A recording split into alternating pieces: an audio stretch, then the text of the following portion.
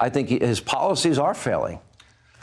CHIPS Act, Science Act, do you oppose that? I will tell you, on every measure, from the economy, inflation, borders, energy, national security, he's missing in action. Let's talk about them in order. Hang on. Wait, but I want to challenge the premise. You said the economy, 13.1 million jobs he's created. More. These are post-COVID jobs. Okay. You know that. That's an artificial number. No. Then let me stipulate this as an opportunity to engage civilly on this. Okay. Fair point.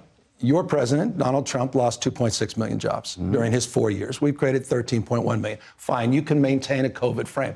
How about the fact that Joe Biden's created more jobs, 6 times more jobs, than the previous 3 Republican presidents combined? Are you going to tell me that the average family, where we have 2/3 of Americans now living paycheck to paycheck, it was 70% under Trump?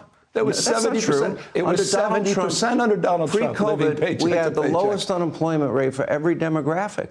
We have the lowest black unemployment in history, and you and I are living with the lowest unemployment in our lifetime, Sean. We had it for every demographic, and the economy was black unemployment's record low under Joe Biden. Okay. We had historic low after historic low under Donald Trump. Donald Trump.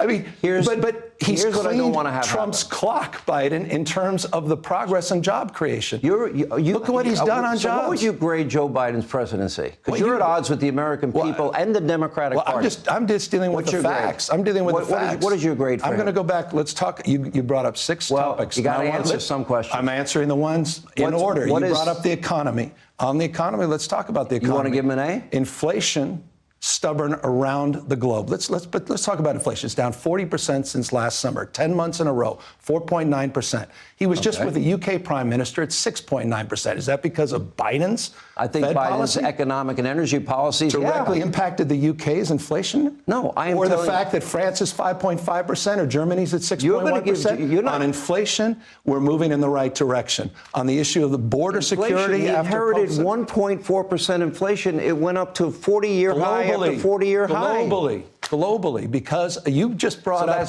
you were making an excuse for Trump's dismal jobs record related to COVID. It wasn't a but you dismal won't acknowledge jobs record. COVID's relationship to inflation globally. And by the way, COVID and immigration impacting our inflation. Let me stop you. All right, so I would assume you're going to give Biden an A. And that right there is what it looks like when a Fox host who spends every single day in his echo chamber is actually confronted with someone capable of dealing in facts. And that was put on full display when Hannity naively decided to list a bunch of standard nebulous buzzwords that Republicans use to criticize Democrats on, only when they criticize Democrats on them, there aren't ever any Democrats to push back. And now, when there is a Democrat to push back, it puts on full display just how baseless those talking points are.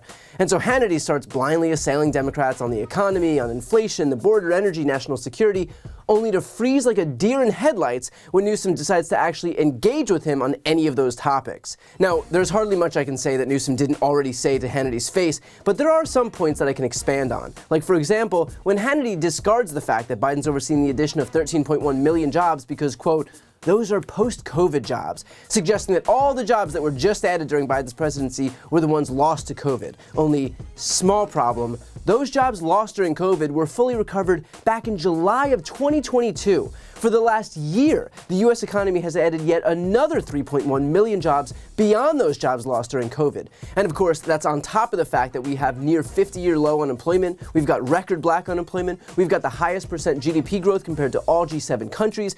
So for anyone to suggest that this is not a strong economy is already absurd unto itself. But when you realize that the people criticizing this economy are the same ones defending the guy who lost 2.9 million jobs, that's when you know they're just hacks blinded by their own partisanship. Also, one point on the jobs lost during Trump's term. I know that Republicans love to pretend that COVID doesn't count for him, but Trump's handling of COVID is why that many jobs were lost. Losing millions of jobs didn't happen in spite of Trump. It happened in part because of him. He was the president. Remember, the U.S. had 20% of the world's cases and deaths, despite having only 5% of the world's population. That is not an accident. It is the direct result of piss-poor leadership. Just like the monumental amount of jobs lost wasn't a fluke, it was, again, the result of that same piss-poor leadership.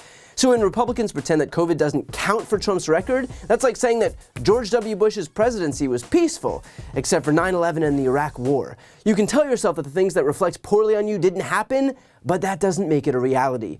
And finally, COVID aside, could we please drop this bogus notion that Republicans are adept when it comes to the economy at all? Forget about COVID. There hasn't been a single Republican administration in my lifetime that has created more jobs than a Democratic administration. Of the 49 million jobs created since 1989, 96% have been created under Democratic presidents. 96%. That is 47 million jobs added by Democratic presidents and 1.9 million added by Republican presidents. Biden alone has added almost 7 times as many jobs as the last 3 Republican presidents combined.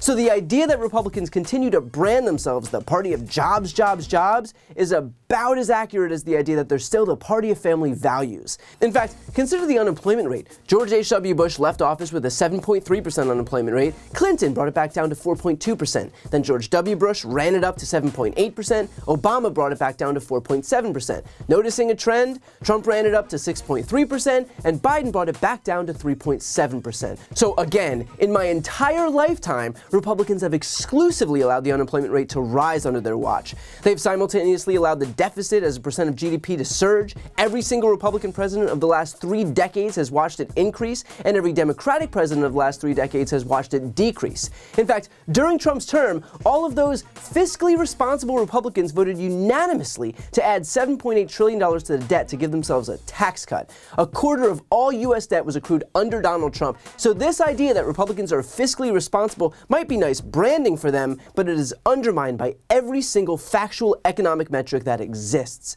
Hannity then tries to undermine this claim that the economy is doing better under Biden by highlighting that 2/3 of Americans are living paycheck to paycheck, to which Newsom corrects him that it was higher under Trump. So I checked those numbers. According to CNBC, the number of Americans living paycheck to paycheck right now is 58%. Still too high, for sure, but certainly below Hannity's claim of 66%. And Newsom was right. That number was higher under Trump. In fact, it was 20% higher. In 2019, 78% of Americans were living paycheck to paycheck. So look, I'm no debate genius, but if you're going to attack Joe Biden on Trump's behalf, maybe make sure that Trump isn't weaker on whatever point you're making first. Just, for starters. And of course, on the issue of inflation, notice how Republicans like Hannity suddenly pretend that COVID doesn't exist. When it was Trump's disastrous handling of the economy, he gets a clean slate like COVID never existed. But when it's Joe Biden cleaning up Trump's mess and dealing with inflation that is plaguing every country on earth, well, that's completely and exclusively Joe Biden's fault. In fact, just to give some context here, we've just come out of a global supply chain crisis due to COVID and another global supply chain crisis due to Russia invading Ukraine. One of these alone would be enough to cripple our supply chains and send costs soaring. But both together is unprecedented. And in case you might have stumbled across Fox or Newsmax or OAN and thought this was some uniquely American problem caused solely by Joseph R. Biden, maybe take a look at other major industrialized countries around the world. Whereas the US as of today is dealing with 4% inflation, France has 5.9%, the Eurozone as a whole has 6.9%, Germany has 7.2%, the UK has 8.7%. So not only is the US not the only country contending with inflation, we're actually performing better than the majority of industrialized nations across the world.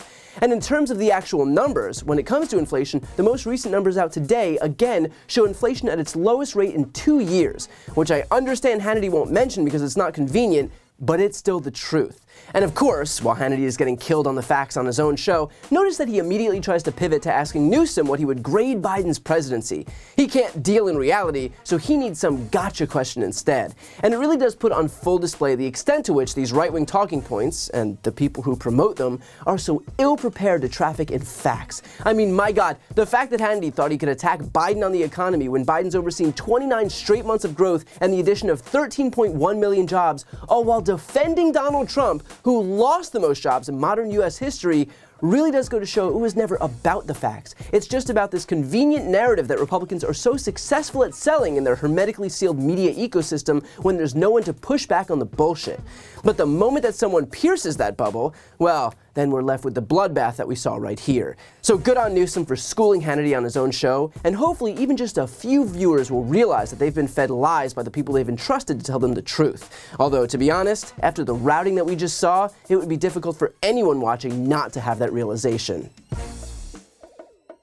Before you go, I need some help. Please subscribe to this channel and do your part to help grow the progressive media ecosystem. I don't do sponsorships or paid ads, I won't ask for money, but just subscribing to this channel goes a really long way, and it helps get the message out to more people. The subscribe button is right here on this screen. You can also subscribe to my Spanish language channel, which I made to reach those crucial Spanish-speaking voters. That link is on the screen too. And finally, if you want to listen to my audio podcast, you can follow that link as well. Thanks so much for watching.